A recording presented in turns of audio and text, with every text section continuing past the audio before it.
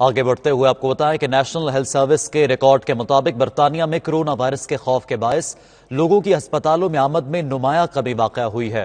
پچھلے سال کی نسبت اس اپریل میں 57% کم لوگوں نے ہسپتالوں کی ایمرجنسی کا رخ کیا۔ مزید جانیں گے بیورو چیف یو کے غلام حسین آوان کی رپورٹ میں۔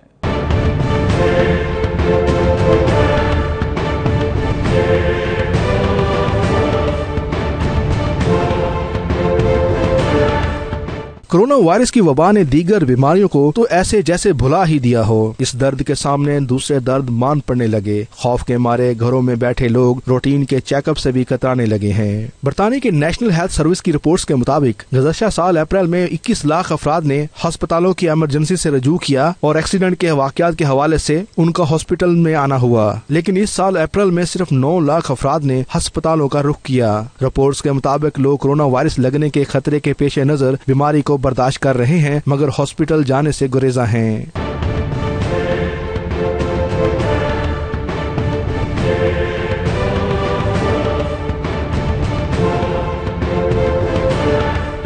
دوسری طرف کورونا وائرس کے لیے قائم کردہ ہیلپ لائن 111 میں کال کرنے والوں کا تانتا بندھا ہوا ہے۔ ہر روز کالز میں مسلسل اضافہ ہو رہا ہے۔ لوگ حکومت کی جانب سے لاک ڈاؤن کے حوالے سے واضح پالیسی نہ ہونے پر بھی مشکلات کا شکار دکھائی دیتے ہیں۔ غلام حسین آوان، بیورو چیف 92 نیوز UK۔